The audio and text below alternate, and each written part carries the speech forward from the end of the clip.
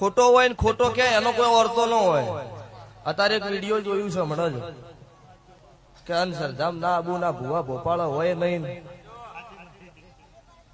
તો દર્શક મિત્રો તમને બધાને ખબર જ છે કે હમણાં થોડા સમય પહેલા મિત્રો જ્ઞાનીબેન ઠાકોરે મિત્રો જે બનાસની બેન છે જેમણે મિત્રો એક ઠાકોર સમાજના સંમેલનમાં મિત્રો દશામાને લઈ કહ્યું હતું કે કોઈ પણ બેન દશામાના વ્રત ના કરતા, કેમ કે તમે જો તમને કઈ દુઃખ આવે તો તમે ડોક્ટર પાસે જાઓ, તમે અંધશ્રદ્ધામાં રહેશો નહીં।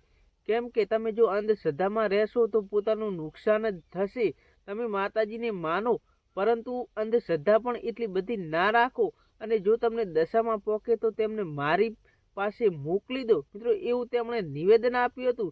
ત્યારે મારા ભાઈઓ, જે કાળુ ભુવાની મેલડી છે અને તેમના ભુવાજી છે તેમને મિત્રો જવાબ આપતા કહ્યું હતું કે તમે દેવી દેવતાઓ વિશે આવું કહી રહ્યા છો, તમને મારા પરચાની તો ખબર જ છે।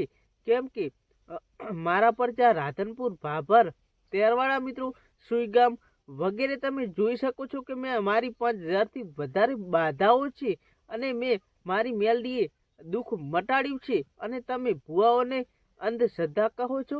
ત્યારે મિત્રો તમને જણાવી દઈએ કે જે જ્ઞાનીબેન ઠાકોરે છે તેમણે એક ભુવાને લઈ નથી કીધું મિત્રો, તેમને અમુક એવા પાખંડી ભુવાઓ છે તેમને લઈ કીધું હતું। એક બાજુ મિત્રો જે જ્ઞાનીબેન ઠાકોરે નામ લીધા વગર કીધું હતું, ત્યારે મિત્રો બીજી બાજુ જે કાળુ ભુવાજીની માં મેલડી છે અને તેમના ભુવાજી છે તેમણે પણ મિત્રો જ્ઞાનીબેન ઠાકોરનું નામ લીધું ન હતું, પરંતુ મિત્રો તેમણે કહ્યું હતું કે તમે આવું ખોટું કહેશો નહીં। તો મિત્રો બંને એકબીજા રીતે સાચા તો છે જ, પરંતુ જે બનાસની બેન જ્ઞાનીબેન છે તેમનું કહેવું છે કે તમે અંધશ્રદ્ધામાં ના રહેશો, તમે શ્રદ્ધાના લીધે કરો। કેમ કે અંધશ્રદ્ધામાં કેટલાય ઘર મિત્રો વિખેરાઈ જતા હોય છે। જે ભુવા પાખંડી ભુવાઓ હોય છે તે માતાનું નામ લઈ કેટલાય પૈસા પડાવી લેતા હોય છે, કેટલાય દાગીના લઈ લેતા હોય છે, કેટલી જમીનો પણ વેચાવી નાખતા હોય છે। ત્યારે મિત્રો જ્ઞાનીબેન ઠાકોરનું કહેવું એવું જ છે કે તમે જે પાખંડી ભુવાઓની ઓલામાં ના રહો। તો મિત્રો આ બાબતે તમારું શું કહેવું કોમેન્ટ કરી દેજો। વિડીયો ગમે તો વિડીયોને એક લાઈક કરજો, ચેનલ પર નવા આવ્યા હોય તો ચેનલ સબસ્ક્રાઈબ કરવાનું ભૂલતા નહીં।